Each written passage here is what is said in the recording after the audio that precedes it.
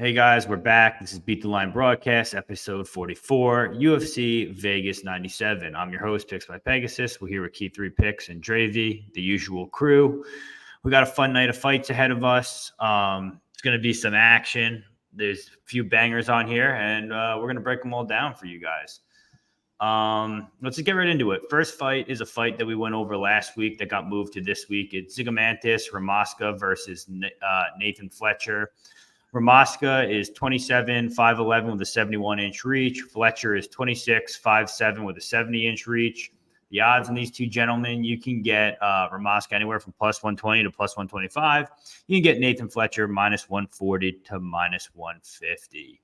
Drob, you want to break this down first? Going back at the first look, I was thinking it was going to be Ramaska here, but after going back and looking, Nathan Fletcher probably can top time him for the most part. And his takedown defense isn't great. So, I don't know. I like the over. I like Nathan Fletcher probably by decision. What do you think?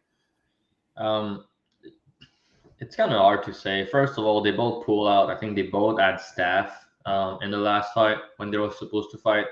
And it's like, I think Ramaska is going to be bigger and stronger than Fletcher. I think that Fletcher, you said he has tough time upside, and yeah, I think he does as well. But also, he doesn't have like the best wrestling to deal with, and he doesn't have good takedown defense himself. So that's kind of tricky. But yeah, he's obviously the better grappler. I feel like Ramaska can do damage on the feet, and he's kind of a madman, which I like. He's gonna fight for your money type of shit. But you're saying that you like Fletcher by decision, which it's kind of the way I'm leaning as well. I think the fight's going to go over and probably the decision. And when you look at the odds, they don't agree with that at all. Like it's line at 1.5, and the 1.5 is minus 160 for the over, and the fight go to distance is plus 225 for a featherweight fight. I think it's pretty wrong. I don't really know how you put this fight to end inside a distance minus 285.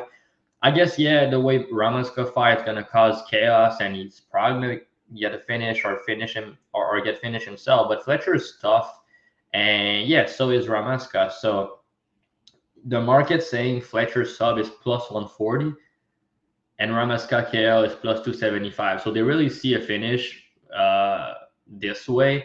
They really gave Fletcher a lot of submission upside, and I think he has some submission upside, but I just disagree with the numbers. I think he should be a little bit bigger than that. If I were to play the fight, which I'm probably not, I'll lean the over, and I also like go the distance, to be honest. But I'm not too confident about it. I feel like Ramaska could win a close decision, doing more damage, ending the bigger shot, and not getting submitted. And it's plus 550 for the decision prop on Bet Online, but I'm pretty sure we can get better than that on other books. So I'll lean the dog, but the price compared to the last fight is not good enough for me to make a play. When you have a fight getting rebooked like that, I feel like the books have like all the data, all the value on their side, and the value's kind of gone because last time I think Ramaska was like plus 160, plus 170. Now it's like, all right, you want to go back with the dog, it's plus 120. So they know how the action were, if it were short money or not, and they adjust the line accordingly. So I lean the dog again, but I'm not passionate about it. And if anything, I like the over 1.5 as a play for this fight. Key, what about you? Where are you leaning here, the dog, or are you taking Fletcher? Lean absolutely nothing. Honestly, I think this is a pass fight. We don't really know. This is weird. Both seem to have had staff. It seems like Fletcher's has had the more recent bout with staff. So I'm not sure what both guys are going to come in as. Them both making weight and then having to cancel the day of is weird on the Fletcher side, which makes me definitely not really want to lay favorite money here on him. But the grappling upside is pretty wide. But on the feet, Ramaska's physical. He's going to walk forward. And that's the reason why he's here. Because on the show, he was a guy that was walking forward and bringing action to the fight. So I'm not playing any overs. I think grappling upside is pretty wide for Nathan. I think on the feet, Ramaska does have some KO upside. So this is a pass fight for me. Next fight here we have is Andre Petroski versus Dylan Budka. Andre Petroski is 33, 6 feet with a 73-inch reach.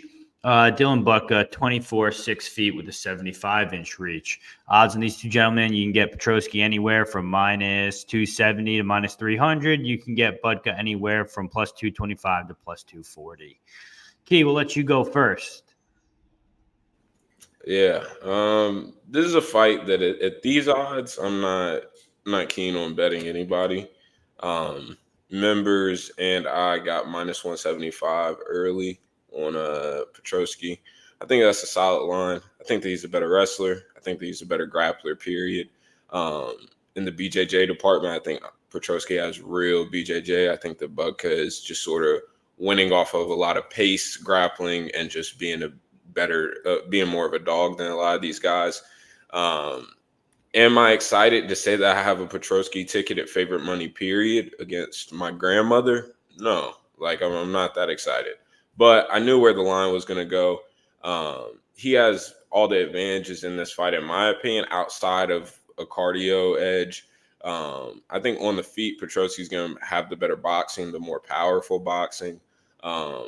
Is there a chance that Budka could pace him? Potentially. But in that case, you need to be playing late Budka props or just his money line straight, period. I think that Petroski just has him covered everywhere. He's fighting on the same card with his boy Sean Brady.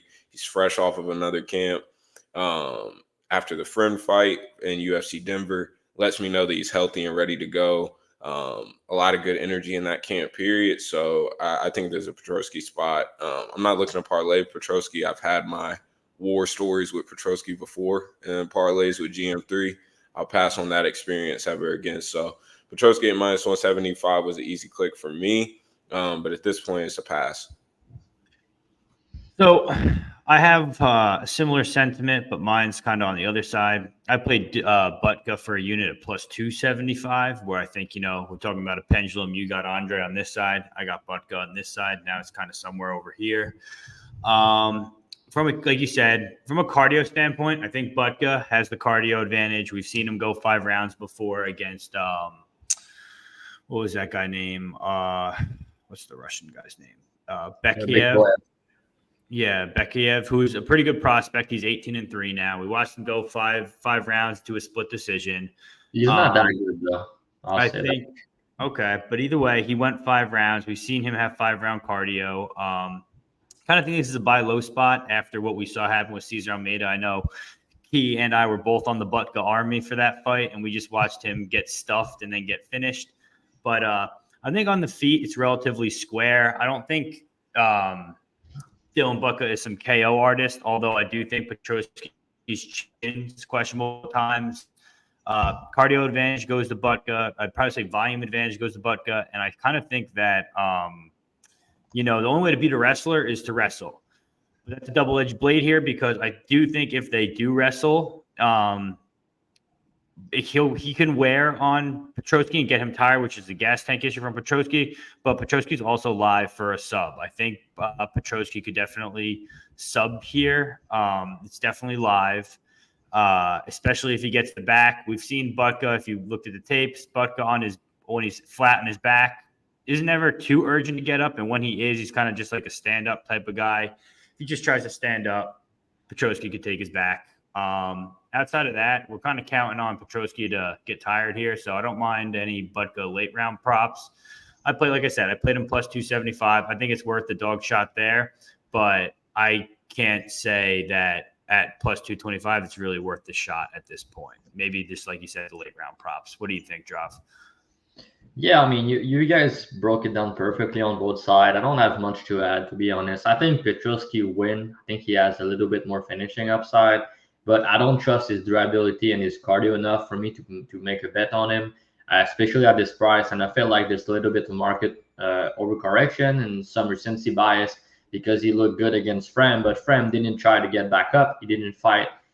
He didn't do anything to make Petroski work, which Budka is not as good of a grappler, like you said, but I think he's going to make Petroski work, which is what you need to do to make him tired, obviously.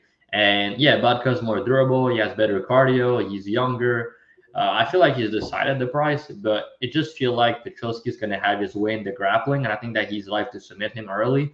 So with that being the case, I'm not like too enthusiastic about Budka. I'm not that high on him, but yeah, I mean, his last fight was a bad look, but like you said, he fought 5 rounds before, and we've seen Petroski having cardiac arrest in round 3 before. So yeah, I feel like it's probably going to be close if they go the distance, but you have Petroski who fought the better competition, who has as the better grappler, and Budka has put his head in bad position at times on tape. So it's just enough for me to stay away. But I'm gonna pick Petroski to win. But if you were to make a bet at the price, let's see what it is right now. It's yeah. You see, I don't even like Budka plus 230. When he was like plus 270, plus 280, I think that he was the bet. But now it's just a pass for me. Even the over under, I'm not sure because I think it's gonna go maybe over, but then you have Petroski early finishing upside with the sub, and you have some Budka KO upside, which I know he's not like a good striker, but he does have some power. And Petroski, like I said, he's chinny.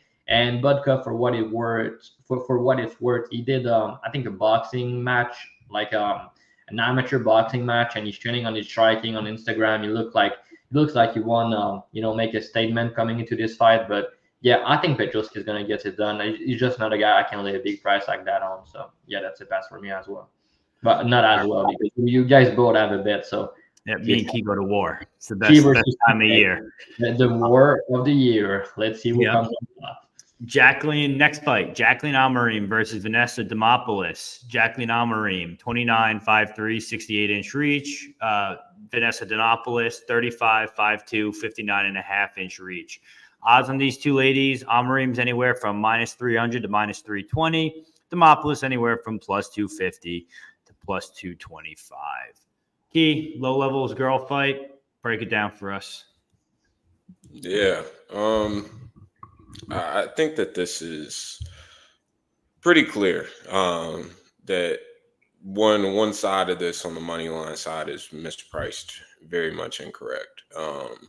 Amorim I've been on Amorim. I was an Amorim truther coming into her debut. I do want to say Sam Hughes did cheat her way to victory in round 1. She should have gotten subbed in round 1. Thumbs all inside the glove, but that's a whole nother story. Since then, I did play Amorim plus 900 round 1 sub against Corey McKenna when people were putting their life savings on Corey McKenna. I think that it just doesn't make sense. A round 1 sub off her back, and now she's back to being juiced to hell. It doesn't make any sense. In the Sam Hughes fight, do I think that some of that was adrenaline dump? Yes.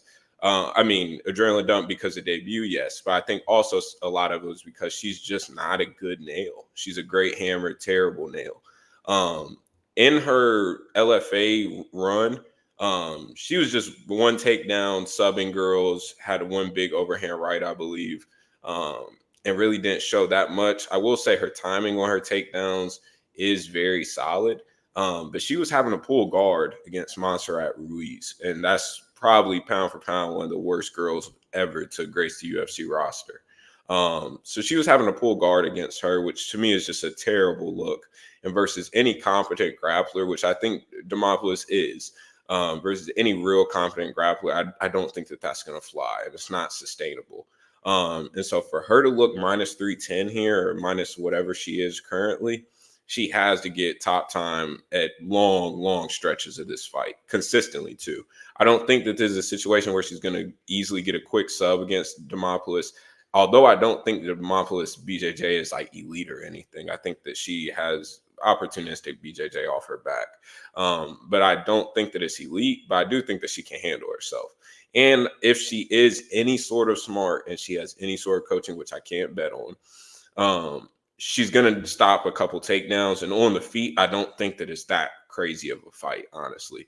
Amorim was barely able to raise her hands to her head in round 2 and round 3 against Sam Hughes. And Demopolous is going to keep walking forward. She's going to keep throwing big shots. And while she doesn't have a shit ton of process, she does hit hard. And she's going to have a lot of the louder moments on the feet. And in the apex, where we've seen her win a bunch of bullshit decisions, which I've been on the wrong side of, with Dakota especially, That shit does matter. It does matter that she's making noises and she's loud. I think that does matter in the apex. And so all of that, I think that sort of leads you to an easy click here. Amorim needs a round one sub to justify these types of price tags, and it has to be against borderline cans, because I don't think that Amorim's a real prospect long term. I just don't think that she has the fighting spirit, in my opinion, just isn't there. I think that she's a great BJJ artist, but on the feet, it's not there. There's no real process. There's no real kicks. And against Demopolous, you need something. You need something. And if Demopolous is able to make exchanges against Dakota, who I rate pretty highly on the feet, who has real process, is able to make that fight look close, then I'm sure that she's going to win a lot of the exchanges against Amorim. So this is a clear Demopolous spot for me at these odds. If Amorim justifies his price tag and has 10 minutes of top time and pounds her out or subs her, then kudos to her. But I'm not going to sit here and think that happens at a consistent rate. So it's stripper power. There's nothing that strippers and cocaine can't fix in your life. That's what Peg will always say. So I think that this is an easy spot to get down on a stripper, and I think we all love that. Yeah, that's always a great thought to have. You know, he kind of distracted me with the whole pounding Amorim out thing. Kind of took my mind somewhere else. That's besides the point. Talking about this fight, I think the real answer key to this fight is looking up the Sam Hughes fight and watching Sam Hughes versus Amorim.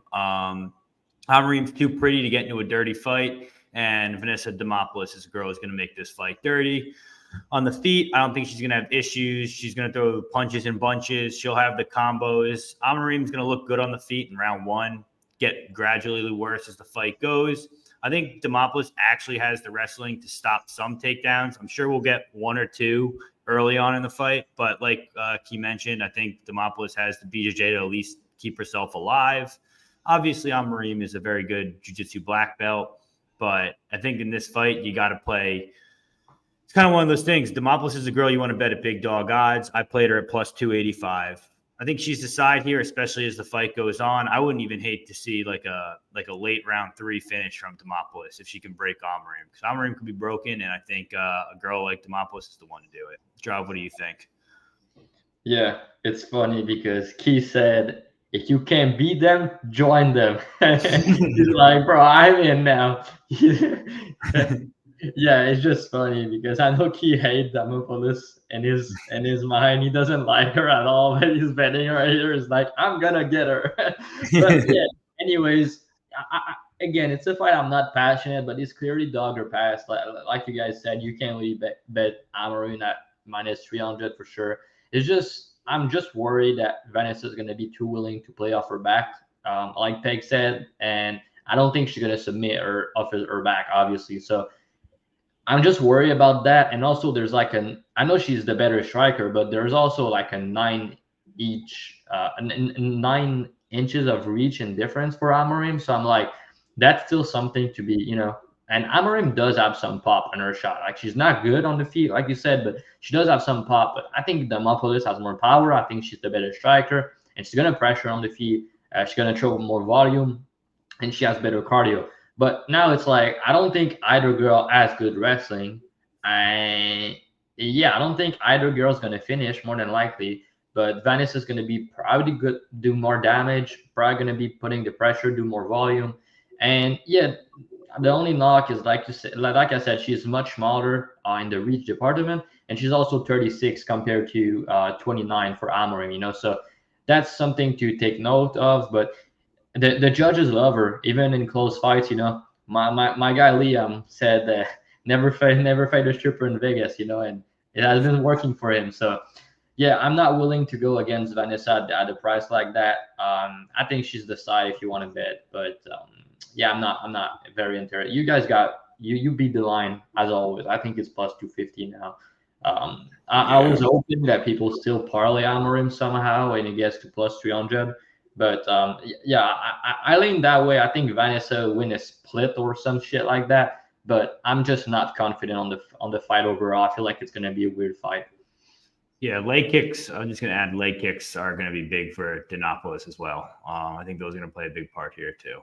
And also, not to cut you off, but No, go ahead. we do have to for sure acknowledge the fact that Amorim is like borderline nothing on the feet. Like there's nothing to be scared of at all. So like the freedom that Demopolous is going to have to throw is going to be absolutely insane because there's nothing coming back at her. Unlike some of these other fights where the Cody, she actually has some shit to worry about.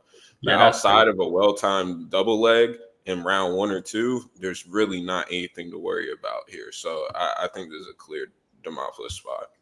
Yeah, and she has that dog in her. She's gonna fight for your money for sure. So that's something you want to see at these price for sure. Definitely. All right. Next fight, we got Gabriel Santos versus Yizha. Gabriel Santos is 27.59 with a 70-inch reach. Yizha is 27.57 with a 71-inch reach. Odds on these two gentlemen: Gabriel Santos anywhere from -260 to -285. Yi is anywhere, or Yizha is anywhere from +200 to +225. So, Drav, I'll give you the stage to talk about Gabriel Santos, and then I'll tell you why you're wrong. So go ahead. You start us off with, why do you think Gabriel Santos wins this fight and deserves this price tag?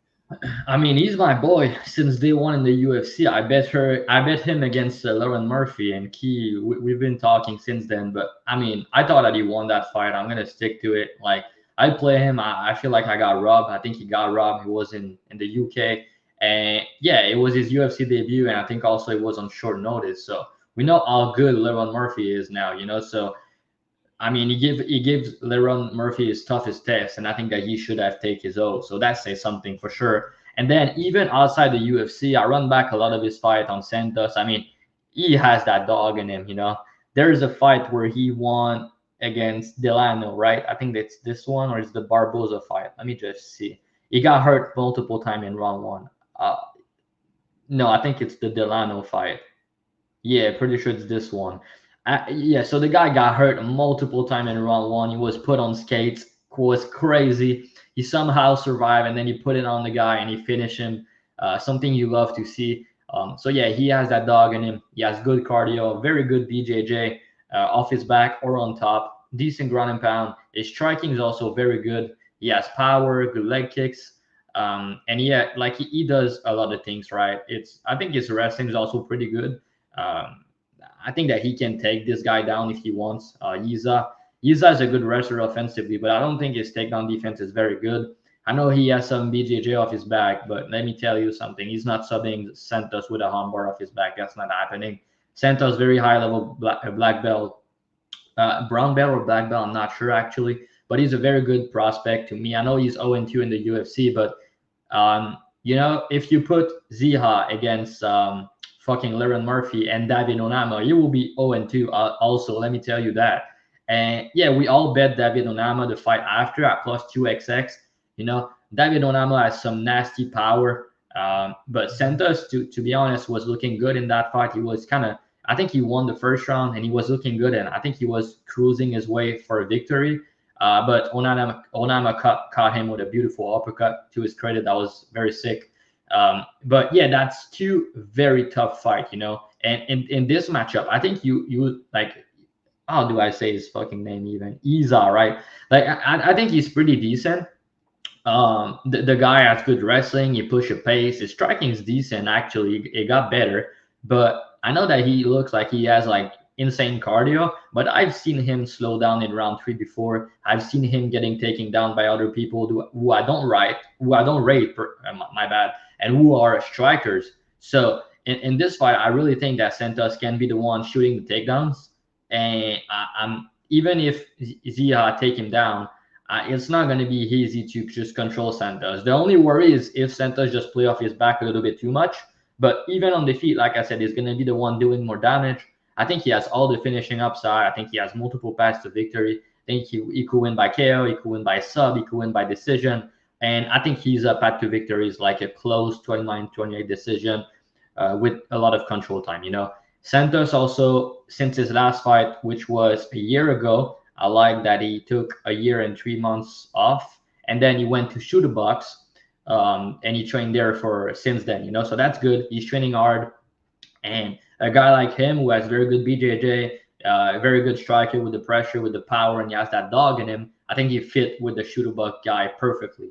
So yeah, I like him. I think he should be a bigger favorite than the current price. And yeah, he fought the way better people, even outside the UFC. He has a win event against Elvis Brenner, and he lost round 2 in that fight. It looked bad a little bit, but he still pushed through it. A lot of grappling happened in that fight. He almost submit Brenner, actually. It was pretty close to do it. Brenner is very tough, very hard to submit. And, Brenner is better BJJ than Yizha. He's 11-1 to the subs, and he couldn't sub Santos when he was trying his best to do so. And like Marcio Barboza and Jose Delano, he both finished them by knockout. Both these guys are pretty good, let me tell you that. So, and now to lose a fight, he should have won against Murphy and get caught by Onama. No shame in that. So yeah, he's gonna be, to me, the bigger guy, the guy who fought better competition, who has better cardio, who has more ways to win. And yeah, I think he's gonna find a finish in this fight, but also favor him to win if the fight goes all 15 minutes. So yeah, Peg, tell me what's up and the beautiful price you got on Yizha. I'm listening. So I got plus 190. I got it early in the week because I thought this line would be closer. Thought it's going to be a closer fight, and here's why. We've seen Yizha look better each and every fight. His wrestling gets better, his jiu-jitsu's gotten better, and his striking's gotten better. One thing you got to pay attention to is I think there is a path for Yizha to win this fight, and I think that's going to come with, that unreal grappling pace that he possesses. He's going to be able to shoot takedowns. He's going to get in Santos' face, and I think he's going to be able to get him down. We saw the offensive grappling in the Lerone Murphy fight. We watched him take down Lerone Murphy and get reversed right away, like twice, maybe 3 times. I can't remember. But I think that's important because if he shoots a takedown on Yizha, who's a better grappler and a better wrestler, he'll be able to reverse him too.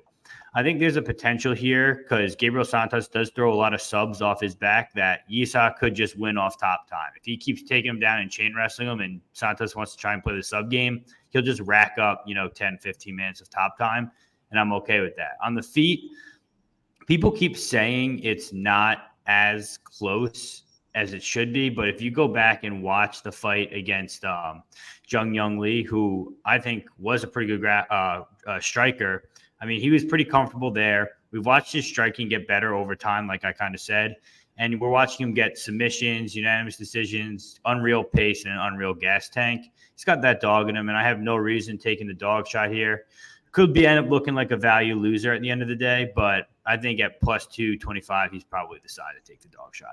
Just a question before Key make his breakdown. You're saying that it's a bad look that Santos got reversed by Murphy, but have you seen how many times Yizha got reversed against lower level competition? Who, Yizha? Yeah, he got reversed. There was one guy he got reversed on that was pretty bad. Bro, he lost scrambles against a striker multiple times, and he got reversed a lot in his fight. That was Matsushima, right? I think on the road to UFC. I mean, there's 2 fights he got reversed a couple times and taken down. One of them was a striker, and the other guy was not as close of a grappler as the level of grappler of Santos is. And Murphy's very strong, dude. Like, Murphy wrestling offensively is not bad.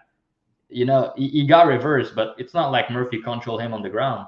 It's like, I don't really see how Murphy's not really a ground guy, though, so I wouldn't expect him to control him on the ground. It's more of a flip him over and get back up.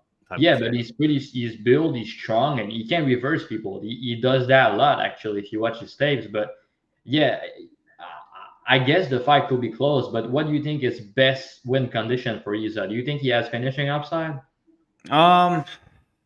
Finishing upside would be tough. I mean, outside of a meme KO, I don't really see that. Sub would be tough. I think it's going to be this. I think his most likely outcome would be a decision, probably a split decision. Yeah, exactly. So that's like his best path to victory is a close decision. We agree on that. And why do you think that he should be a closer line than like 35? It's just one of those feelings. You just know, you look at a line, you're like, this fight should be closer than it should be. We're not going to sit here and just talk about Yizha's a good fighder, bro. No matter how you put it, he's a great fighter. He's got good experience. Santos can easily, all it takes is like one bad day. Someone comes in on one bad day and the fight goes way different. And I think Yizha's got more cage time. He's got more experience going the distance. I mean, sure, it's not as high-level competition as Santos at some times, But I don't know. I mean, so if far, you- Santos hasn't produced a win yet in the UFC. And now Yizha's here after, Bro. I think this is his second UFC stint and going through road to the UFC. I don't know, man. I think just plus 200 is a little wide for this line. I think he could be plus 150 realistically. you fought Leron Murphy, David Onama. Like, both of them will kill you guy, like, easily. Maybe. Or they I get mean, out. that's just fact. But so if you count on Santos to come in and look bad and having a bad day, I mean, be my guest. But yeah, he's gonna have the vitamins to the box. Dan Hooker put it best. You can't teach ticker, man. You can't teach ticker. And Yeah, you know what? He's ain't going to quit. And he's going to be there for 15 minutes in his face shooting takedowns. He might get 15 takedowns this fight, for all you know. And then You're what? crazy, bro. Then what? It's not like Santos is like the best defensive grappler ever, is he? And your guy's a good defensive grappler? No, but he's not the one going backwards. If he's going backwards, we're in a little bit of trouble. Don't get me wrong. You don't think Santos is going to be pressuring him? Yeah, I think Yizha is going to be the one putting all the pressure forward, 100%. I think, and if he's not, then we got other things going. You can go. You go. Okay. I'm going to war with you and both of you two this podcast. This is an interesting take. I'm not betting Yizha here. And I don't think that his only path is like a super close decision either. I think that the guy has real top time upside. I'm a Gabriel Santos guy. I believe that was around the first time I started talking to Drive, even was around that London card.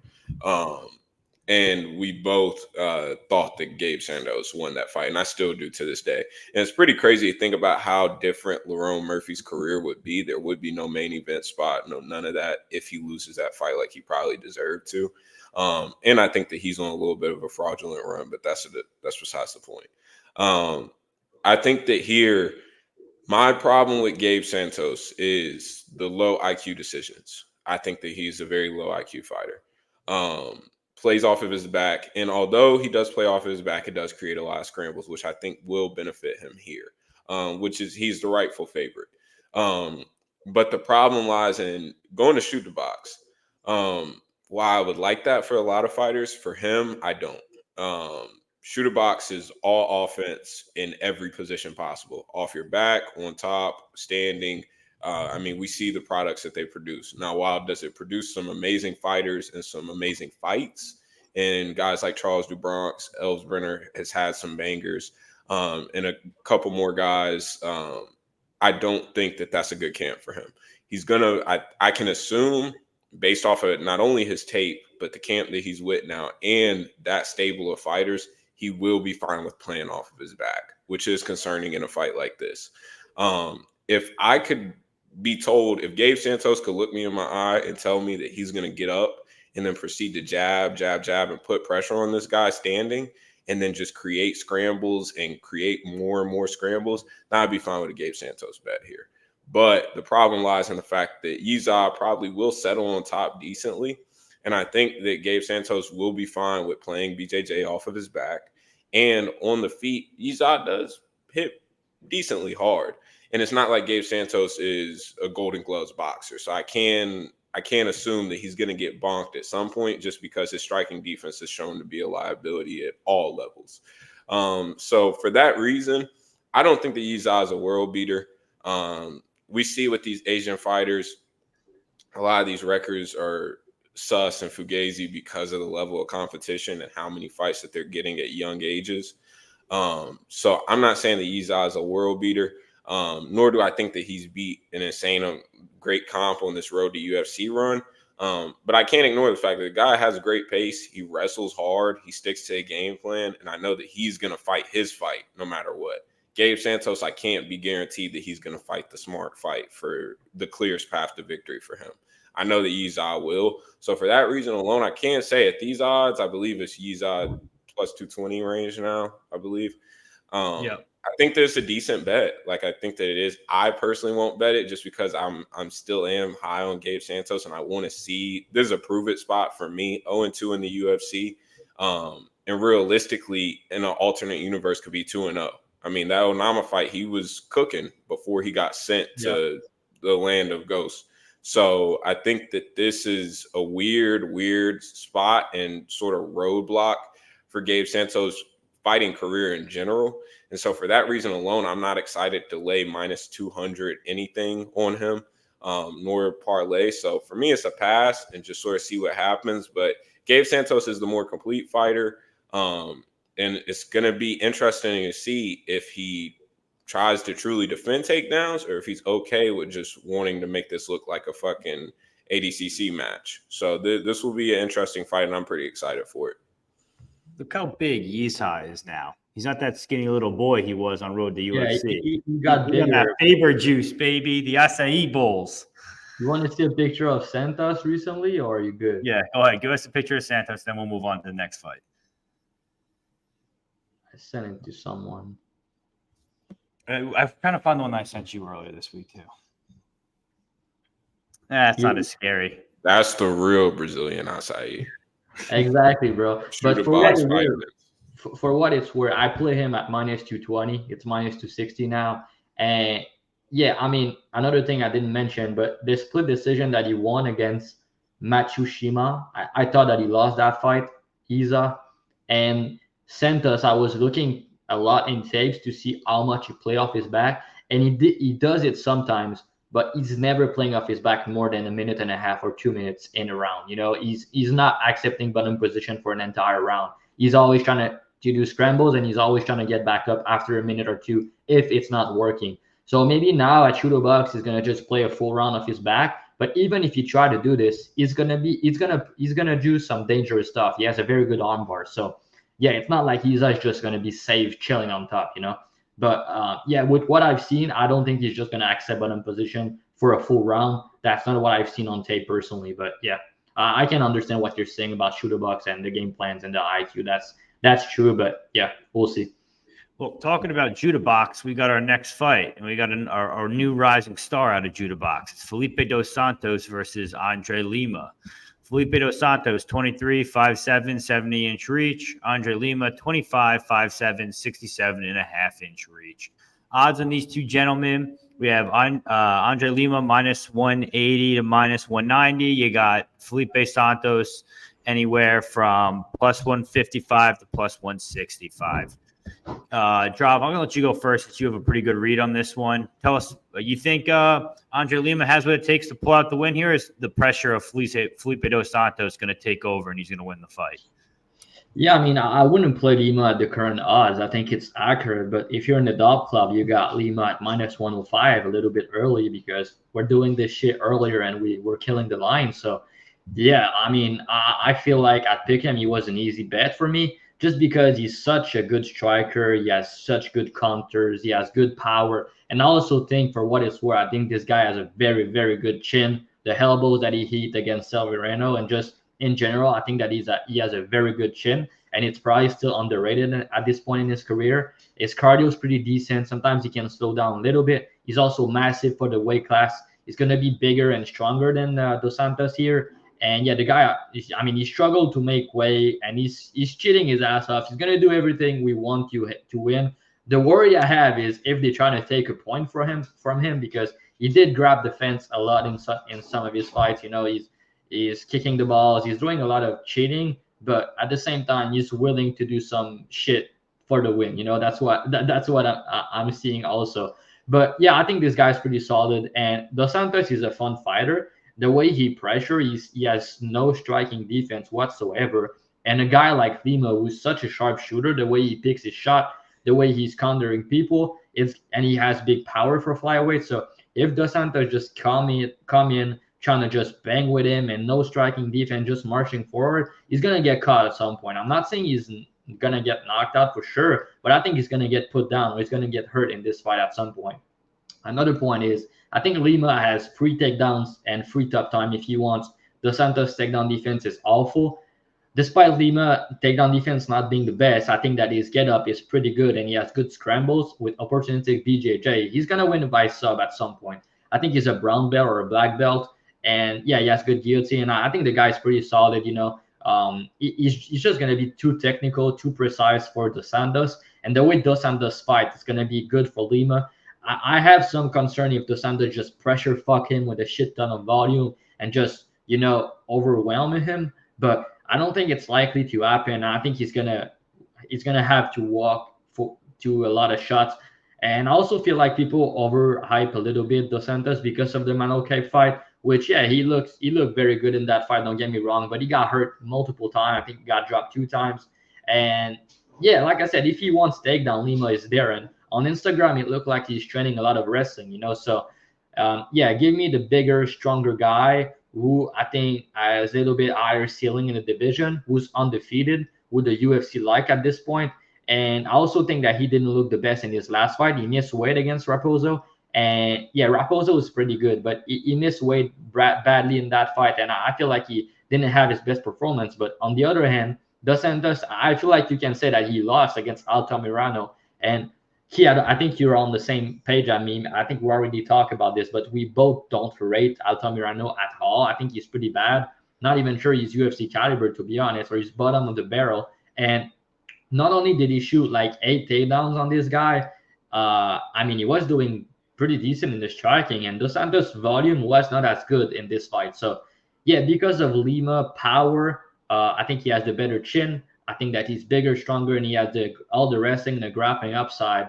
And he's the undefeated prospect here. I like him to win. I think minus 180, minus 200, it makes sense. And I think he has more finishing upside, like I said. Also, I feel like he's very light for a KO. But Dos Santos is such a dog. He's probably gonna get back up and keep pushing, even if he's hurt. But I think he's gonna get put down or hurt at some point in this fight. So yeah, give me Lima here. Key, what do you think? And then I'll go. Yeah. So this is for me a pretty easy click. I wish I put more on it at the time, but I also played minus 105 Andre Lima. Pretty clear for me. I think that this guy's the real deal. Scrambles good. I think that he has some offensive wrestling himself in his back pocket. I wish he would start making weight more consistently. I know that there was another fight I was looking at on Tapology where he also came in a little heavy. But I need him to start taking that more serious. But outside of that, I think this guy is legit. Real kickboxing and Muay Thai background.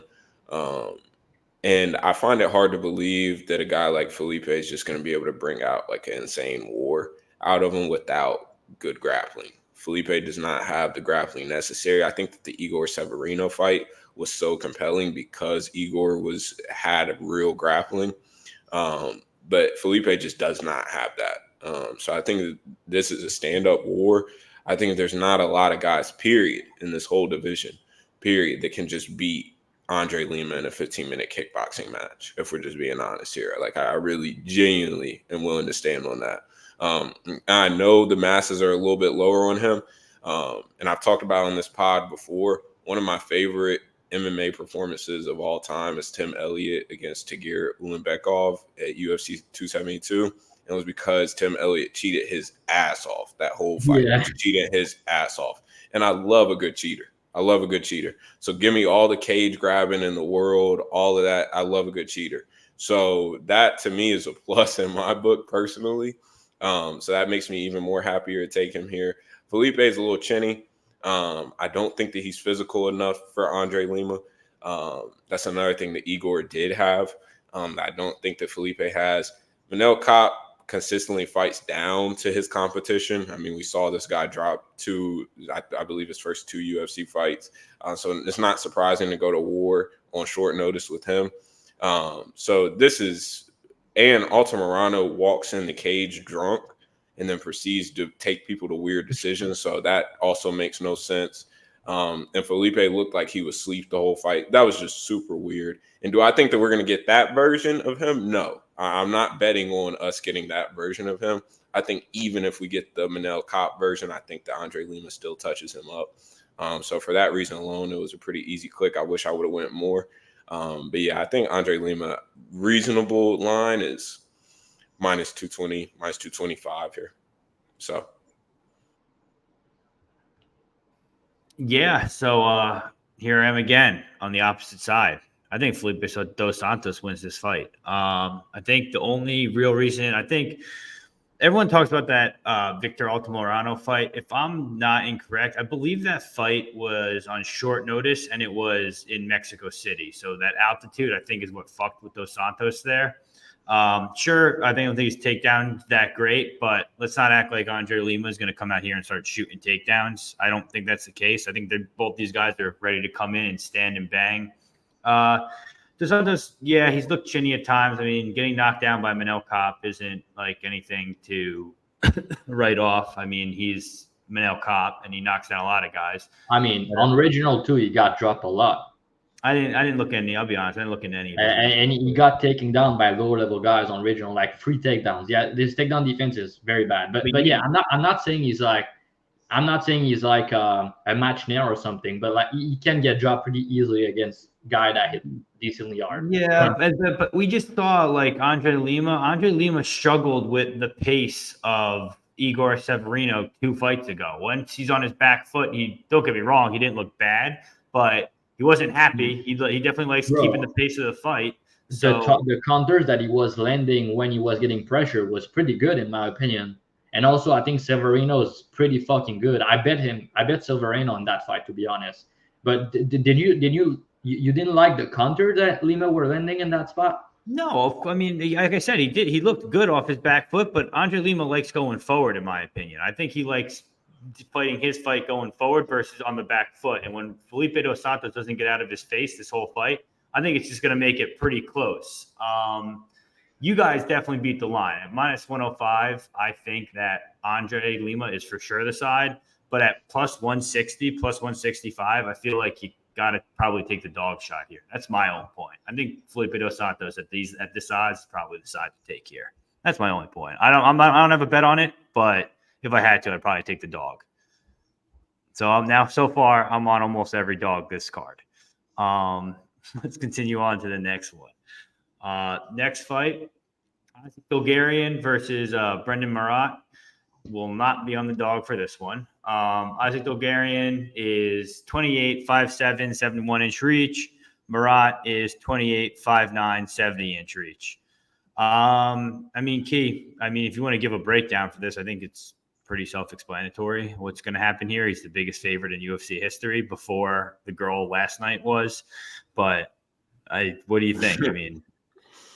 There's nothing really. I'm not sure what you could say about this fight. I mean, it's pretty Dulgarian gay porn scene. But dude, also Dulgarian round 1 is minus 200. Yeah, I mean that's reasonable, and it probably should be even higher. I mean, I just want to say, Brendan Marotte could have been a Key 3 Picks legend if he did make it to that Muhammad Yahya fight. I did have a bet on him at plus money. So in an alternate universe right now, I am Brendan Marotte's biggest fan because he would have beaten Yahya because Yahya is one of the worst fighters on the roster. You got him. You got Yahya's ass. You got him. Yeah, I did get his ass. So fuck Yahya. But Dulgarian this should be a round 1. I think that they're throwing him a softball after the C-Rod fight. I think that he proved that he's a dog within himself. I think that people are sort of overlooking that in the C-Rod fight. Like Dulgarian stood tough like that whole time. Even when C-Rod was cooking late, he stood tough. He was not a quitter, and you got to respect that. And that's also a huge learning lesson for him. I think that he needed this early on in his career to continue progressing because he has just been running through people. So I'm not sure. I know that there's a Factory X blow up. I didn't look into it. I'm not sure if he's still with Factory X or how that's working or what's going on there. But I know that Roy Val left. What'd you say? He's still training a lot with Zalal. They train together a lot with Factory X. Okay, then that's good. So I'm still high on Dulgarian's upside long term, but this is an obvious round 1. Get him out of your fight. Yeah, I agree. I think he beats whatever he wants. I think New England cartels suck. I think that camp is dog shit. I think most guys come out of there dog shit. I'm a Northeast guy through and through, and I just can't get down with that. This is going to get ugly. This is going to get ugly real quick. I'll quote tweet Magic MMA because he had a funny ass tweet this week. He said, if Marotte makes it out of round 1, throw a knife in the ring and let's make it interesting. That's fucking funny to me because I think that's probably the only way that Marotte wins this fight. But I don't think this even goes to round 2. Honestly, I think Dulgarian runs right through this guy and on to his next opponent.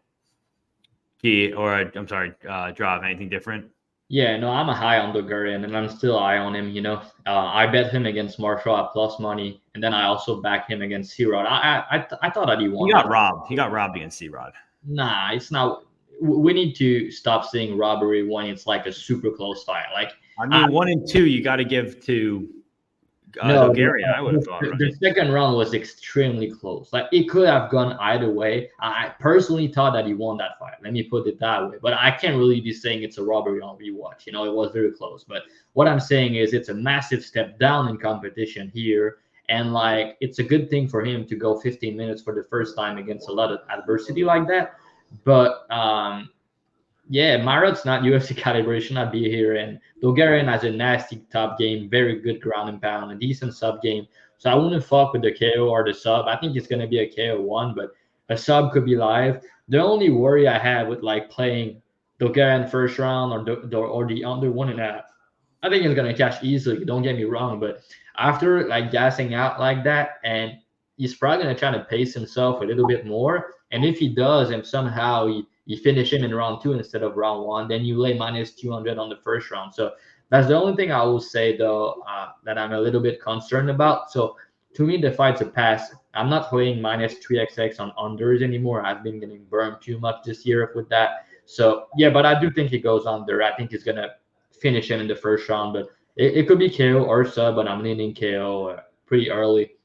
Yeah, this guy's not good, and Dulgarian's pretty good. And like he said, his upside is still high in the UFC, in my opinion. The guy is nasty on top, man. Yeah.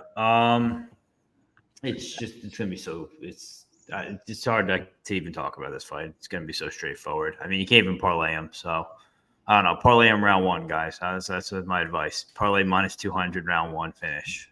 Use as an anchor. Or I should, but probably cash. Yeah, it would. Next fight, Ovinsain Peru versus Ryan Spann. OSP is 41.63 with an 80-inch reach. Ryan Spann is 33.65, 79-inch reach. Odds on these two gentlemen is OSP plus 275 to plus 290. Ryan Spann minus 330 to minus 350. I'll go first just because I want to just get this out of the way.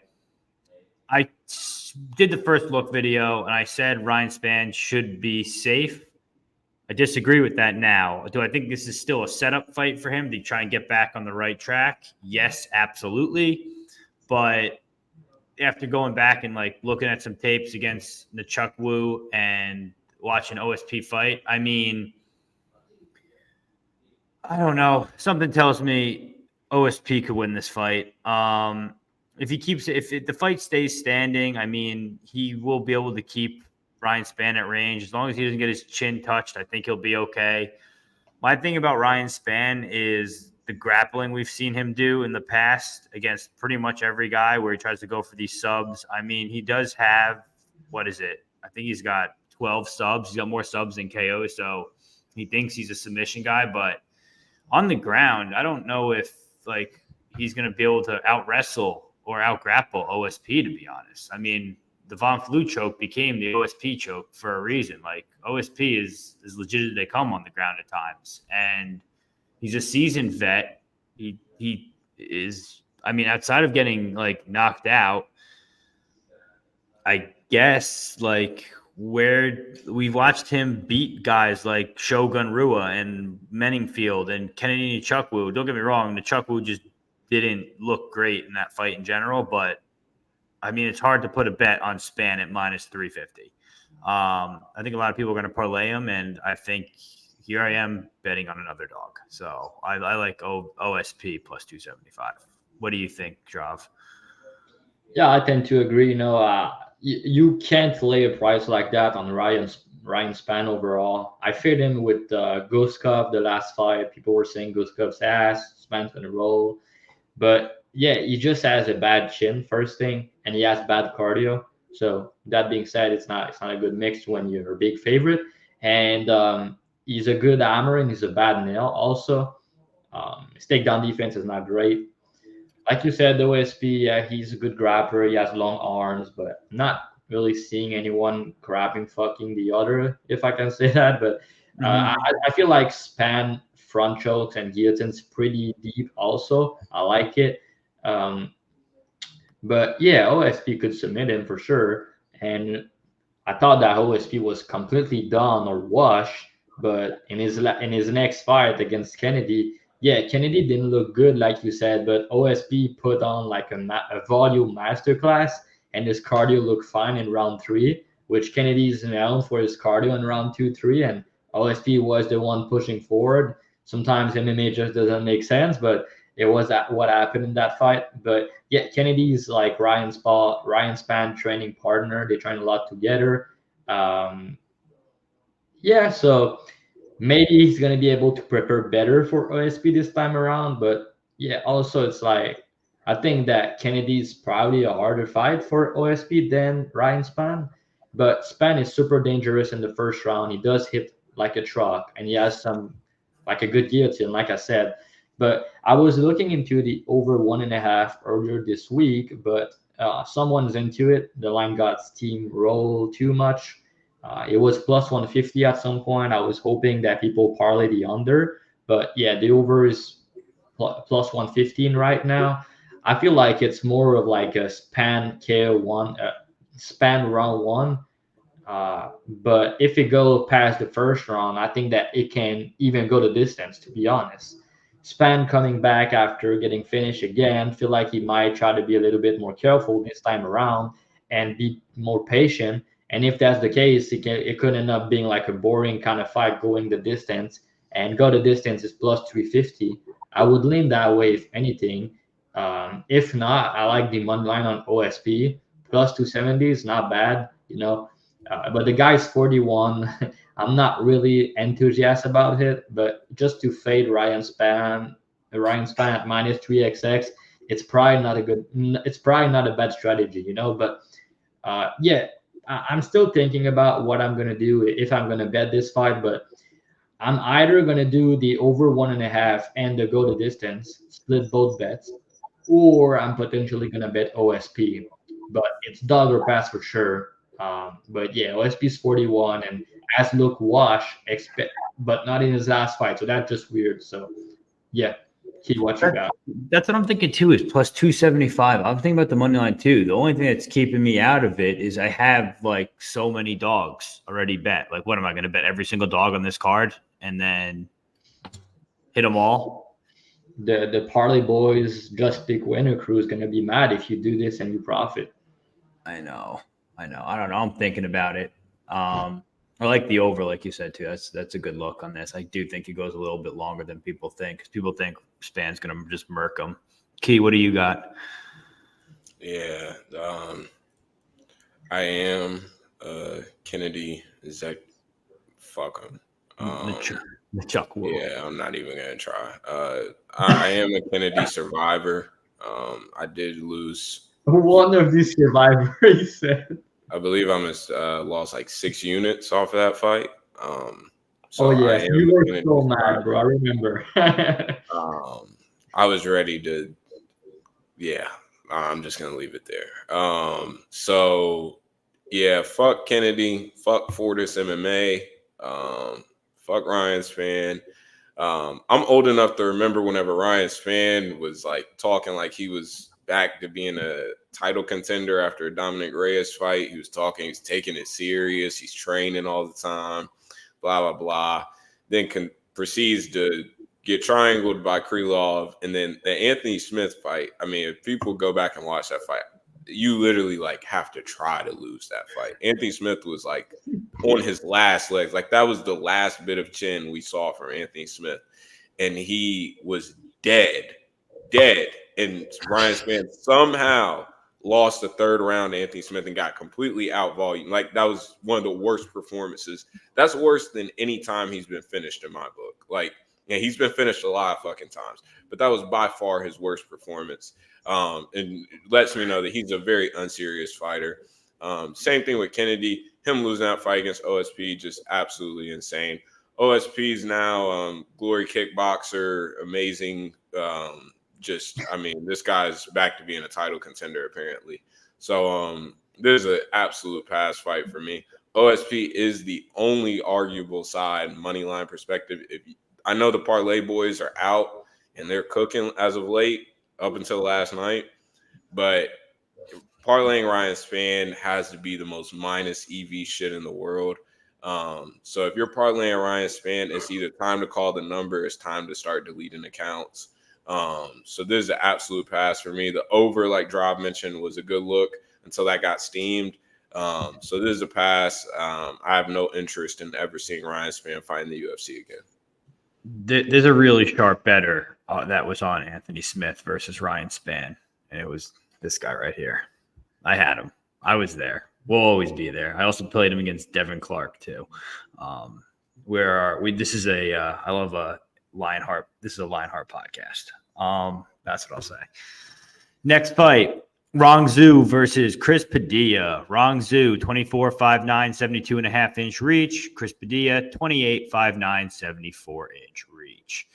Rongzhu, anywhere from minus 200 to minus 240. Chris Padilla, plus 170 to plus 180. I mean, I said it last week in the video with Dogfather. My breakdown hasn't changed for this one. I still think this is a Rongzhu setup spot. Now it's his time to make his break into the UFC.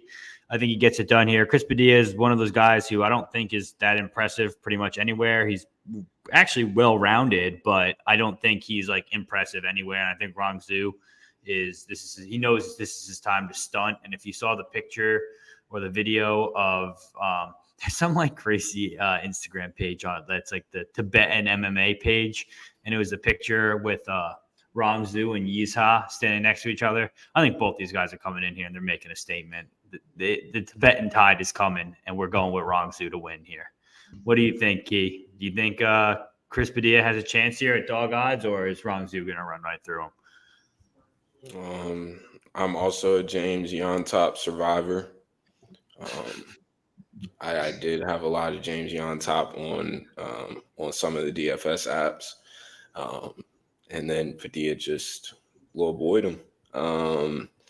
This is a spot where I feel like Rongzhu has gotten a lot better since his first UFC run. I feel like we've seen that, but it's against Asian competition. And like, I hate to say it, it just seems like a lot of that, like you just don't know. You don't know how to truly gauge it because usually a lot of those guys are super, super one-dimensional. And now we're seeing that wrestling pipeline just show up, and he was able to defend a lot of takedowns in his road to UFC run. And I assume that he's going to be able to here. Padilla he wasn't a killer on the regional scene. It seemed like he was just a feel-good story and a feel-good short notice signing for that Yon Top fight.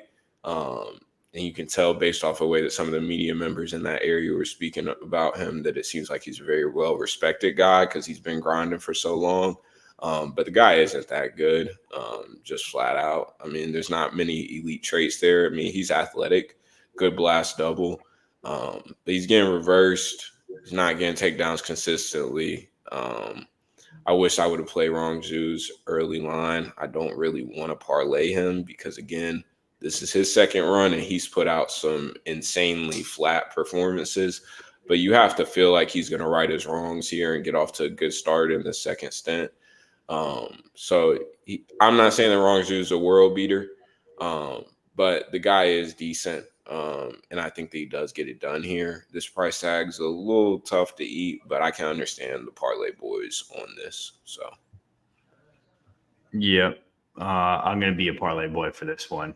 And I'll tell you who I'm going to parlay him with in a little bit. Joff, what do you got for us here? Yeah, I'm kind of high on this guy, to be honest. I bet on him in his last fight for Road to UFC. He fought a very good wrestler in Shane Araguji. I don't know how to say his name. Araguji.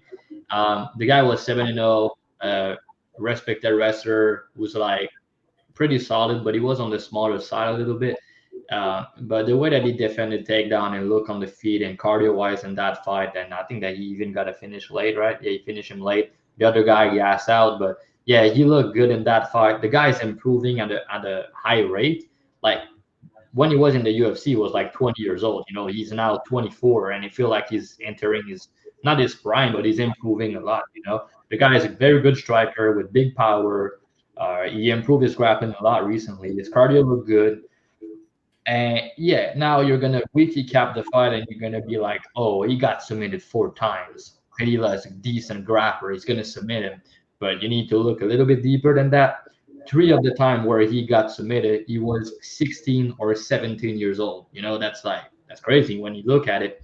And the fight after that, where he got submitted, he got caught against Mondays in the front choke. It happens. He was 22, I think, but still. The guy has made improvements in the grappling. I think his striking is pretty solid. And yeah, he's been in the UFC. Now I feel like it's his time. Padilla, I don't think he's that good. He's decent all around, but the guy has been finished 3 times himself. He's 2-3 to the decision. He has good grappling. You can see that he's improving, but he didn't really beat anybody. And yeah, you can see that Lentop fight look like a good win now because Lentop fight a good fight against Borshev, but Lentop's like a minus grappler. So yeah, he got his back and he submitted him. Props to him. It was his UFC debut, I think, on short notice. So, but yeah, I like Zhang here to get it done. I think he's a better fighter overall. All right. I think that's everyone here. Next fight, people's main event, Trevor Peek versus Yanal Ashmuz. Trevor Peek is 29.59 with a 70-inch reach. Yanal Ashmuz is 29.59 with a 68-inch reach. Odds on these gentlemen, minus 130 on Trevor Peek, plus 110 on Ashmuz. Drav, I'll have you go first. I mean, after tapes, I was looking at it. I think this is a Trevor Peek spot. I haven't bet it yet, but I'm seriously thinking about it. What do you think? No, I don't really like Peek here. I like the over more. I think it's a good one, but isn't it minus 260 or something like that? What? It's minus 135, I think now. But it was a little bit better a day or two ago. But yeah, the 1.5 or the 2.5? No, it's always been 2.5.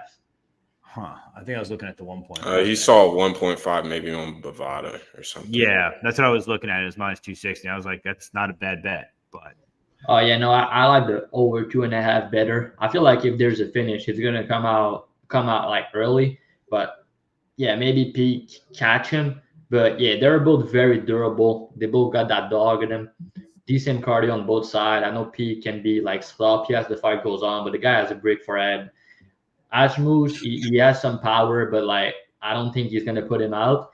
And the guy literally fought with one hand after 2 minutes in the first round of his last fight, and he still managed to go the distance.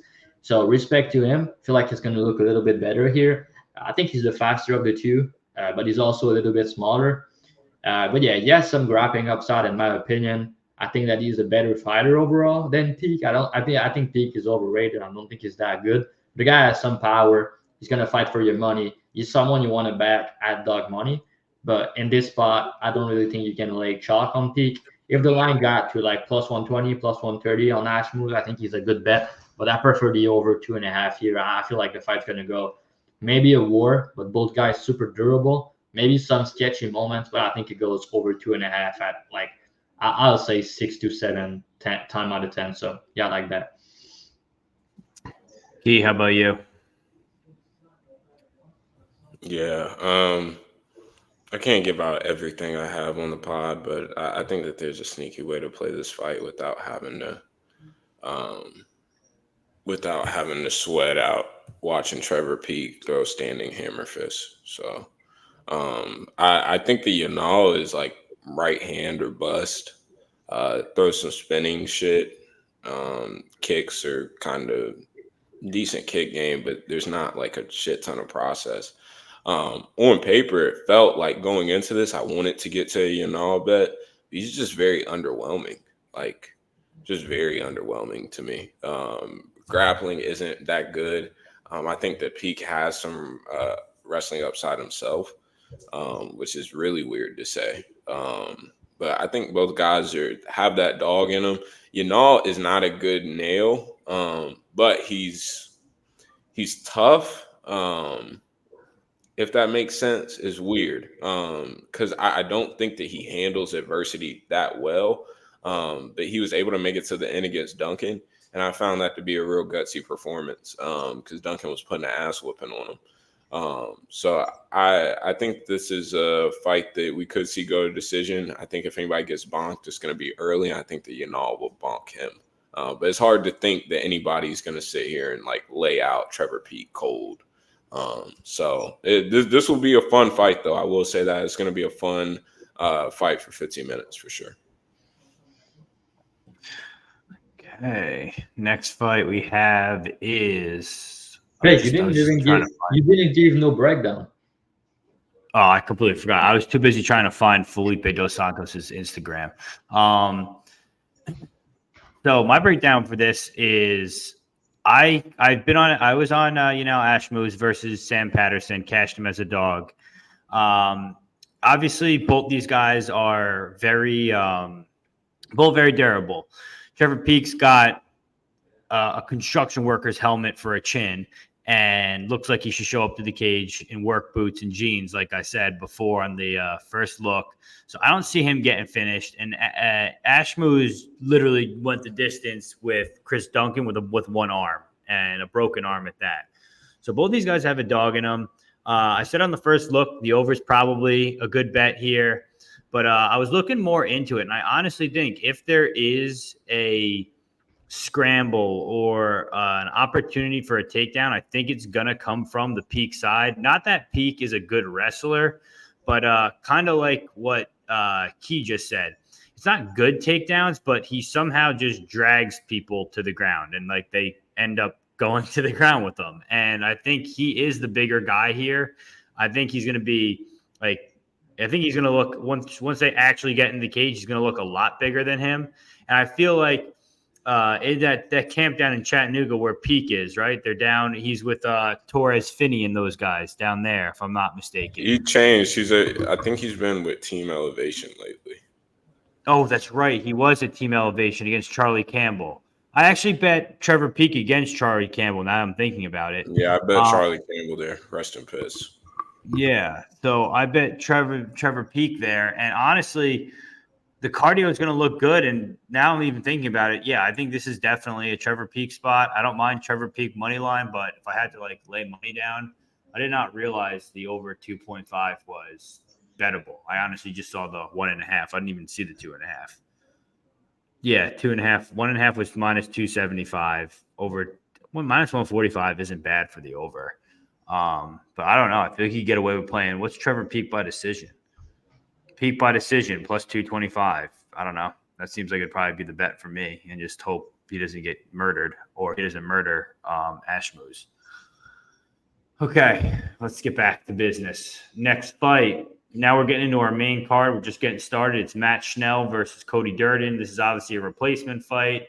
Alessandro Costa hurt his shoulder. Matt Schnell, 34, 5'8", 70-inch reach with no chin. Cody Durden, 33, 5'7", 67-inch reach. I'll go first. My breakdown's quick. I think Cody Durden's got him covered everywhere. I think Cody can out-grapple him. I think Cody has the better jiu-jitsu than him. And honestly, after watching Cody Durden's fight, the last fight, I was on Bruno Silva. Bruno Silva was losing most of that fight until he found that KO. But honestly, I was more than anything, I was actually impressed with Cody Durden's striking in that fight. I think Cody was sitting down on his punches more. I think he was taking his time and finding those strikes, and Cody Durden's becoming like a very good UFC fighter. My system was always, everyone caught on to Cody Durden now, but I liked him better when he was a dog. So I'd play money line and plus 3.5, and he'd cover both every time. Right now, I think he's minus 300. I think he's safe to parlay. I don't think anything crazy is going to happen. I honestly think I'm going to be waiting for that KO prop because I honestly think he's going to KO Matt Schnell. Key, what do you think here? Yeah, it feels like Cody's going to find the KO here. I mean, guy's just a winner. It's a shame because he was whooping Bruno Silva's ass up until Bruno found that KO. I mean, good for Drav and everybody else who bet Bruno. I know y'all cashed on that. Inside of distance, I got lucky, bro. But I had him money line and inside the distance. Yeah, Cody looked good in that. I just had money line. Cody was looking like a wide favorite. I mean, it was seemingly Bruno had no answers for him, but it only takes one, and that's a pretty rare trait at flyweight. But I think that he's completely changed my perception on him. Shout out to Dan. I know Dan is his boy in real life, friend of the show. But this guy is, I mean, gotten better and better each and every fight. At first, I felt like he was just a junkyard dog with some decent wrestling and pace. But now, I mean, the guy's putting together real process on the feet. It seems like his work at ATT has done wonders for him. So this guy, I mean, I'm definitely not putting in a Schnell bet, but minus 350 is a little tough to get behind for a guy that I don't think is like a world beater. And Schnell is still somewhat decent, but yeah. And this is at 135. You do have to think of that. Schnell's a guy who I think has had problems making weight in the past. Yeah, a 135 definitely benefits him, and for the sake of that chin, even though it's not like his chin is going to be great. Don't get it twisted. I'm not saying his chin is going to be great at 135, but it won't take a breeze for him to fall over. So I think for those reasons, it's most likely a pass unless I find a cool prop way to play this. Jav, what do you got for us? I'm just looking. When you get the time, go look through Felipe Dos Santos' Instagram. He's the definition of drip or drowned. But that's besides the point. Jav, what do you got for this fight? Yeah, it's a good fight. I'm not willing to get behind Cody at minus 3xx just because he's on a week notice. He had cardio issues in the past. And he just got knocked out in his last fight. It was a bad knockout a little bit, you know. But, yeah, he looked good in that fight, like we just said. And, yeah, it's just that Schnell grappling is pretty good, to be honest. I don't think Cody's going to submit him. And I think he's not going to wrestle fuck him like he usually does on the other people. But I think he can come out here, use his striking like he did in his last fight. And the shot that he landed on Bruno Silva would put Schnell out for sure because he has a bad chin like we talk about. But yeah, the fight been at 135 favors Schnell a little bit just because the guy had a lot of issues making weight and he has a bad chin. But yeah, for what it's worth, it's also good for Cody because he doesn't have to cut all this weight on such short notice. So maybe it's going to help his cardio also. But yeah, I do think Cody's the better fighter overall. And yeah, he has been a decision fighter in the UFC. His last finish was against GP Buys. That's what he did the last time they gave him someone with a bad chin. He knocked him out in the first round. And I think that's kind of why he took this fight on short notice because he knows what's up. Yes, and Schnell is in the ranking also, I think. So that's a good bounce back for Cody, I believe. And he's 33, so the time's running for him. He needs to put in all together. And yeah, I'll be looking into the KO prop as well. I have a feeling the price is not going to be good because the under 2.5 was like minus 185. Now they switch it up to plus 160 for the under 1.5. So with that being the case, I'm like pretty sure they're going to put a shit number on the KO at minus money, which is not the best thing, you know. So maybe Cody KO 1-2, maybe it can be decent. We'll see what the props are, and I'll see what I do from there. It's going to be on the Dub Club as always, but. Yeah, I'll try. I'll probably trying to find a way to play it, but I wouldn't play Cody moneyline though. I don't think it's a way to play it. Under is I'm not sure when the under drop. Under is sorry, the under is minus 2.5 for minus 185. No, it's not. It's not that anymore. It was that, but now it's under 1.5. It's plus 160. I think that way, if anything, because Schnell has been finished a lot under 1.5, and Cody has a lot of finishes under 1.5. So. If anything, I like the under 1.5 at the current price without props. I'll be interested to see because what do you? I think that line kind of tells me we're probably going to get Cody Durden by KO. It's probably going to be like plus 130 to plus 150. I think. You're crazy, Peg. You think it's worse? You think it's like minus 105 or something? Yeah, it's gonna open like minus 110, and it's gonna bet down to like minus 130 or something. I feel like minus I wonder what 140. we'll get on commercial books. Maybe they'll be nice to us. If I get plus odds, I'm going to take it Yeah, regardless. but it's not gonna be plus 130, plus 140. I can guarantee you that. Well, if it is, you know where we'll be. Next fight. Everyone went, right? Yeah. Yeah. All right. Next fight, Kyle Nelson versus Steve Garcia. Kyle Nelson is 33, 5'11 with a 71-inch reach. Steve Garcia is 32, 6 feet with a 73-inch reach. Odds on these two gentlemen. You get Kyle Nelson anywhere from plus 155 to plus 160. You can get Steve Garcia anywhere minus 180 to minus 185. I mean, this fight, talk about a banger. This fight's a banger. Jav, I think you got to play the dog here in this situation. What do you think? I don't know. To be honest, it's a fight I don't know. Like, I don't have a good read on. I'm not gonna waste a lot of time on it. Garcia's a madman. He's super volatile. The way he fight, he hit like a truck. He's willing to put himself in danger. So with that being the case, he's not someone I want to lay minus 200, minus 180 on. But it just feel like he's gonna win this fight somehow because of the power and because like he just finds a way to win, which I have to respect. And the guy is also a dog if you don't put him out. But yeah, Kyle Nelson has been also a dog who has been cashing back to back to back. The guy has power, just put Bellagio out, which is not easy to do. And yeah, he has been improving his game a lot since he dropped to 145. To his credit, everything has looked better in his game. Potentially some wrestling upside here. And yeah, I was looking into the under 1.5 maybe, but like I said, I don't really want to lay big chalk on that anymore. Feel like Garcia has a lot of KO1 upside, but also with the way he fight, I feel like he could get caught against Nelson, who has power and is big himself. I also don't like that Garcia fought a month ago, and he's coming back after only a month, and he has a tough weight class to get down to 145. He missed weight a couple times. He asked for catch weight, lightweight fight in the past, so I don't like that from him on short notice. Not on short. Oh yeah, it's just short notice because Kyle Nelson was supposed to fight Calvin Kattar. So yeah, on short notice with a big weight class, with a big weight cut, and the fact that he has a bad chin also. So I think it's dog or pass again. I think if I had to make a bet, I would take Kyle Nelson. I think Kyle Nelson by KO is also decent, but I just have a feeling that Garcia is going to get it done. So he's gonna be my pick, but. I wouldn't lay this price on him just because he's so volatile, but I think he is going to find a way to win this fight. Yeah, I agree. I think you got to give grappling upside to Garcia. You got to give striking upside slightly to Nelson, just because I think he's a little more technical. When it comes to power, both guys have power. When it comes to chin, I think Kyle Nelson has a better chin than Steve Garcia does. So I think you got to take the dog price here. Key, what do you got?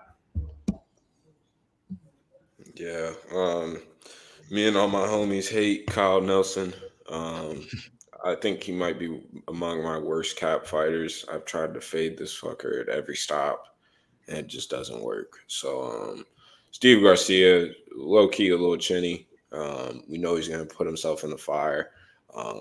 I don't advise betting Steve Garcia. I think it's like minus 180 now. Yeah. So this is a pass fight for me. Kyle Nelson is, Kyle Nelson's Kyle Nelson. I actually don't mind. I refuse to put in a Kyle Nelson bet just based off of principle for me. And he is among one of my most hated fighters. But I can't blame anybody that's on Kyle Nelson at these odds. Okay.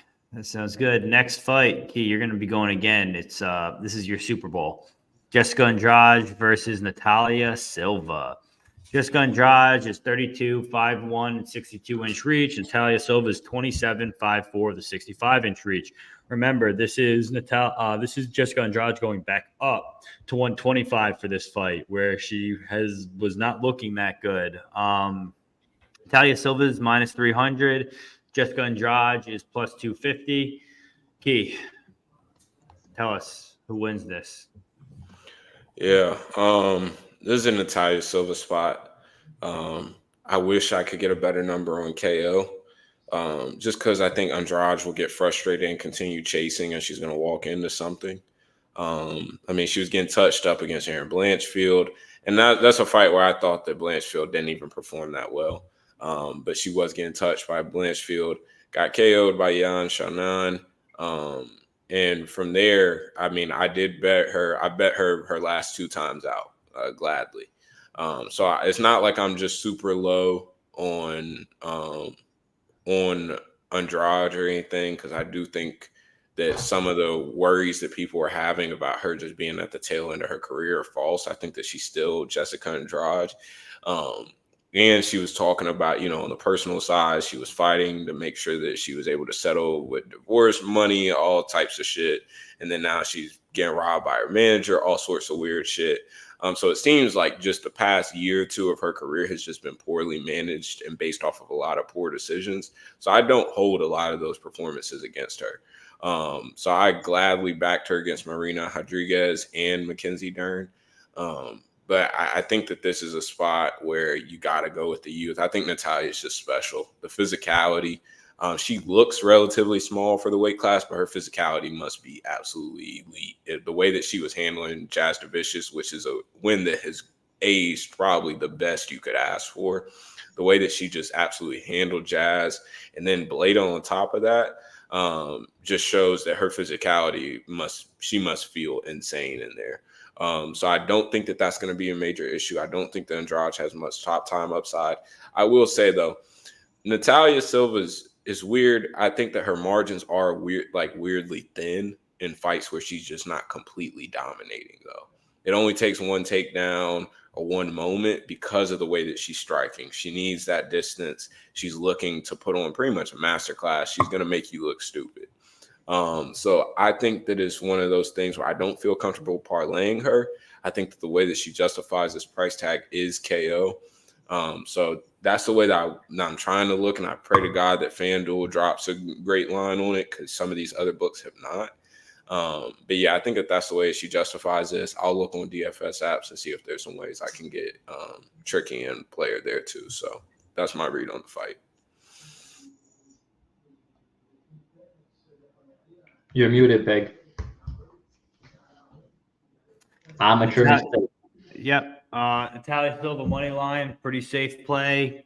Rest in peace. She just lost her sister. We have a family member loss system here, where if someone's fighting for more than just a win, and honestly, like we said, at minus or at 125, Andrade hasn't been doing her best work. I think this is a younger girl coming up.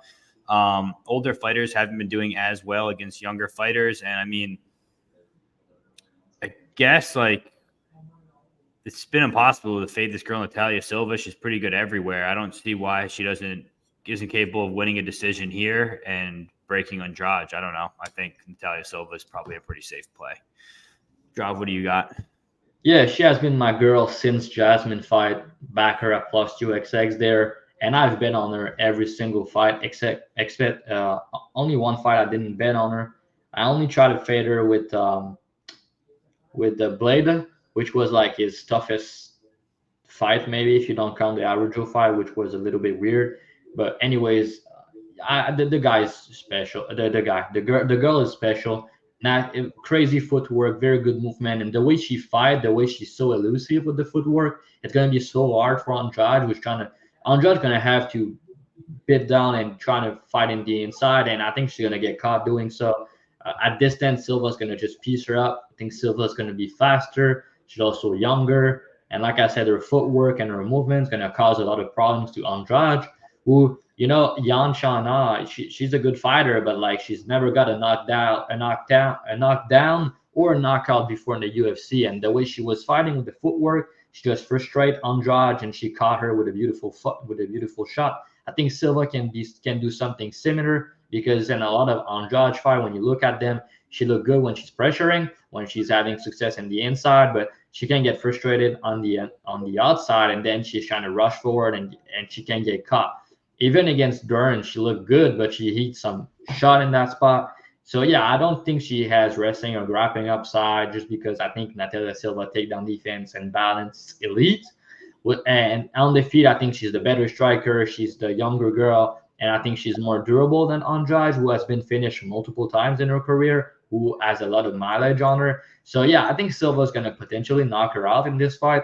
but I was expecting a better number for the KO, to be honest. So I'm waiting to see maybe somehow if I can get a better price. I guess the under 2.5 is not bad either, just because the way Andrade fights, she's gonna try to cause chaos, and she could caught Silva in the pocket, because Silva can be a little bit hittable in close range, and Andrade we know hit like a truck. So under 2.5 plus 145 is pretty good.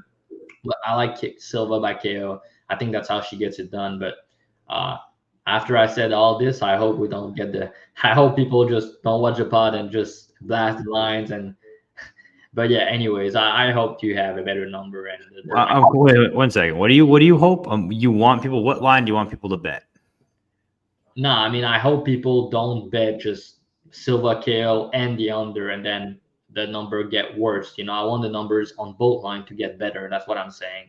I don't have a bet yet on it, but it's not a spot to fade on Silva, in my opinion. She's my girl. I know it's a step up in competition. And also another thing, all of her career, like the fight she won the distance, Arujo, Andrea Ali, and Jasmine, all of these girls pretty durable and never been finished in a lot of fights in the UFC.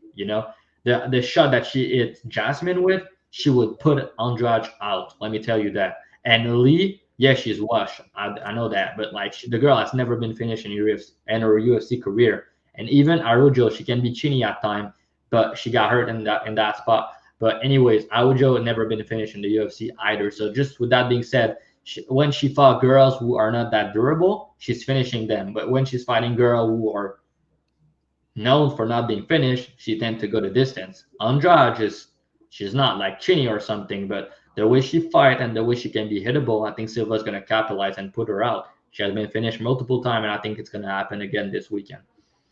Okay. And by the way, Silva is that other just pick winners parlay with Rongzhu. Natalia Silva is that other person. And speaking of that, first, make sure y'all like and subscribe before we get to the main event. But also, I did just play Rongzhu at -200. I think it got as low as -193 while we've been recording. I think that's a pretty fair price. I think that he's also parlayable.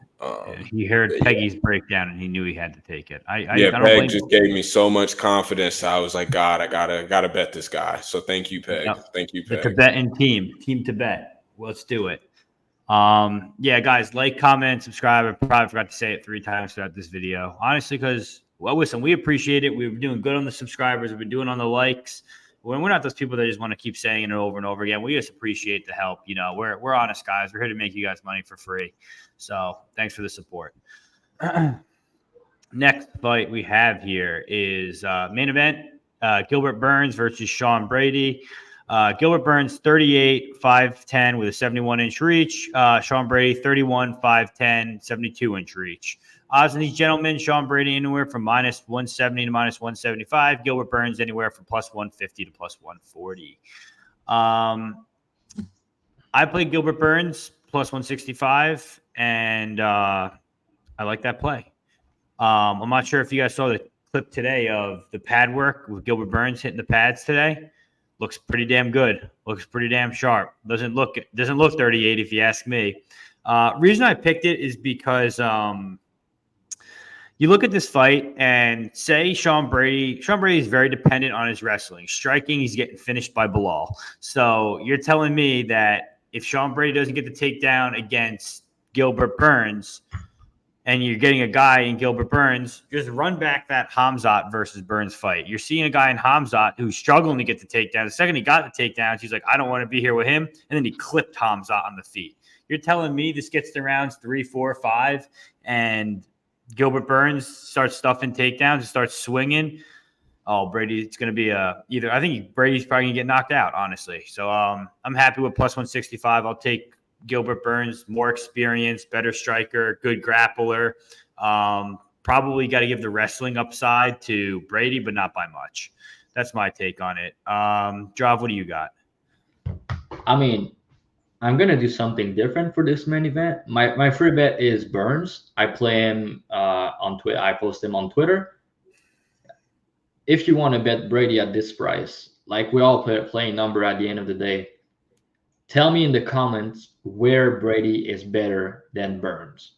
I'll leave it at that. Maybe Burns is wash, but if not, where Brady is better than Burns in MMA. Slight wrestling, I'll say. Slight wrestling. Yeah, and he's minus 180. Come on. I'm agreeing with you. I'm just saying you asked the question. I gave you the answer. That's all. Yeah, I know, but yeah, that's my breakdown. It doesn't make sense. It doesn't make sense. It seems like this could be a generational wealth opportunity for Gilbert Burns, and I'm here for it. And again, this is another dog that I'm on this card. Honestly, I'm just going to bet every single dog that I like on this card and see how it goes. Fuck it. What's the worst that could happen? Keith, what do you got? Yeah, I think that this is. I put out a video earlier saying that the streets will never forget the Chiesa third round with Sean Brady. That I think that that's a huge red flag. And honestly, I think that this guy's career is just like a red flag. And he could go on to win here, and I still have the same skeptical issues I have with him. The guy fights at this point once to 2 times a year. I mean, look at this resume. I mean, we're talking Gastelum, Chiesa, Jake Matthews is his best win, and we're talking about this guy like he's just this undeniable future title contender. I don't hold the Bilal KO against him that badly. I did have Bilal. I had Bilal plus 115 in that spot. I believe that was. Why don't you hold it against him? Pill hands Bilal. It's his only finish in the UFC is Sean Brady. Nah, because Bilal is the goods, and now the whole world knows that. But I think that I've known that for a while that Bilal is the goods. So I'm not gonna hold a loss against the current champ against you that crazy. Even though I do think that there were some issues there in terms of gas tank. I think that his chin isn't bad. I just think that he doesn't react well to getting hit. You can tell that he's a guy that's just not comfortable in the pocket. And versus Gilbert Burns, who throws heat, I think that that's a big issue to have. So if you're worried about getting touched up, and we got to think Gilbert Burns is a combo or 2 away from getting the welterweight championship. In some alternate universe, he finds a way to finish Kamaru in that first round whenever he dropped him. So Gilbert Burns was winning that fight against Jack Della until that knee. I cashed on Jack Della in that fight, but Gilbert was absolute wet blanketing him.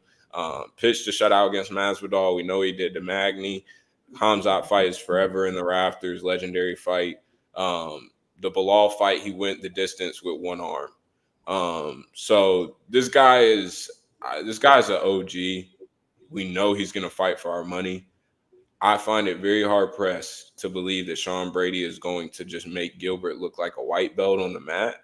And that is Sean Brady's usually his only way of covering any large price tag is making people look like white belts on the mat. So unless you think that Sean Brady is just this elite top of the chain grappler, which I don't believe so, then I don't see how you can't get to Gilbert Burns. But I get it. He's older. And so it just doesn't feel good betting that necessarily.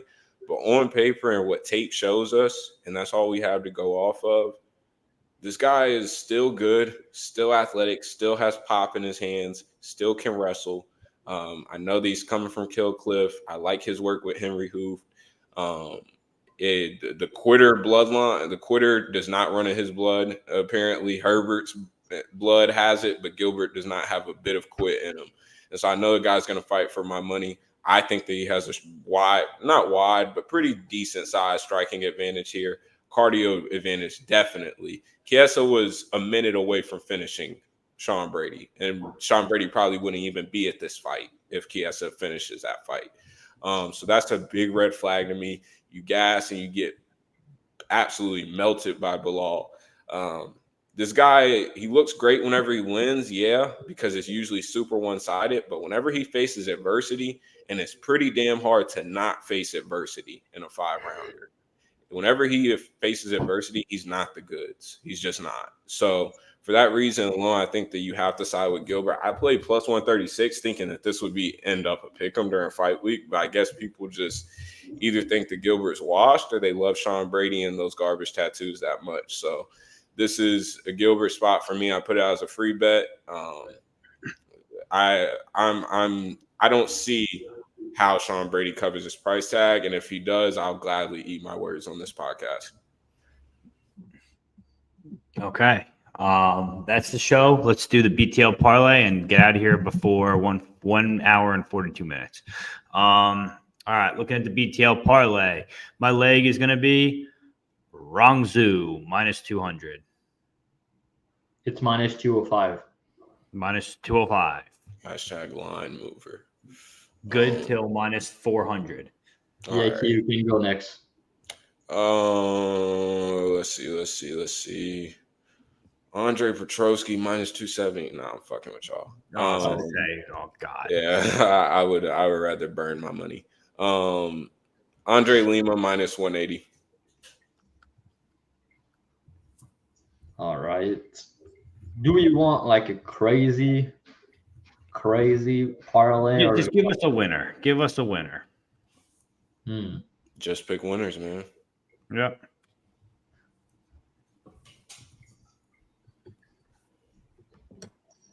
Yeah, I'm not sure what I want to do. Just whatever you do, just make sure it wins. Yeah, if I can give it one, it's going to be 467. It's a little bit more risky. Or I can go another one. It's plus 276. I think it's a little bit safer. Well, give me the two options and I'll decide. Either the over 1.5 for Fletcher Ramaska minus 160, or the under 2.5 for Andrade and Silva at plus over 1.5. All right, so Rongzhu minus 205, Andre Lima minus 180, and the over 1.5 for Fletcher and Ramaska minus 160. It gave you plus 276. Let's get it. Oscar, what was that? What was the Fletcher Ramaska? What is that? Minus 160, you said? Yeah. And then plus 267 or 276 total? 276. All right, guys. Andre Lima, minus 180. Rongzhu, minus 200. Over 1.5. Fletcher Ramaska, minus 160. Plus 276 total. I'm your host, Pegasus Picks. Thanks for joining us. You guys got deals in your you just got me distracted. Yeah, I got you. Yeah, key 3 picks. Y'all know the drill. Link in my bio for 50% off. If you DM me code BTL, I'll give you a special deal in your DMs. We have a pretty big slate for UFC. I also got a Bellator women's dog that I played earlier this week. I'm 6 for 6 on my last WMMA bets. So make sure you tap in with me and DM me code BTL, and I'll give you a special deal. What promotion was that? Bellator. Which one? Bellator. Yeah. There's a lot of regional this week. I feel like there's a couple spot. Yeah, I have a bet for Bellator. I have a bet for Octagon, and I'm probably gonna have a bet for RSFC. Not sure yet. I need to tape it still. But yeah, I have a couple bets for this UFC card. I feel very confident coming back after sweeping Dana White Contender Series last night, which was pretty good. Shout out Cole plus 349 I track. And yeah, it was just a good event overall. Plus 15 unit, the last UFC card. So we're gonna keep the momentum going. We're gonna sweep this card again. So if you want to come join the party now while we're up and on our way to 100 unit this year, you can join. You can follow my dub club. It's linked in my bio on Twitter, JV_. And yeah, don't forget to like the video on the way out, and leave a comment also on how can I say that? Who's your favorite dog of the card? Because Peg has so many dogs. We want to know which one is your favorite this card, which is gonna be hard, but yeah. Let's get it, guys. Let's get it, guys. Thanks for joining us. Always, and yeah, into the next one next week. Like, comment, subscribe. We'll be back. We'll be live next week with a big guest for 306, the Sphere. Yeah, we're gonna have a guest next week. We're gonna go live, and we're not sure if we're gonna do the Now What Contender Series video next week. So let us know in the comments if you like it, if you want it, and we'll see what we do from here. So the guest is Aljamain Sterling. All right, guys. Thank you. Peace out.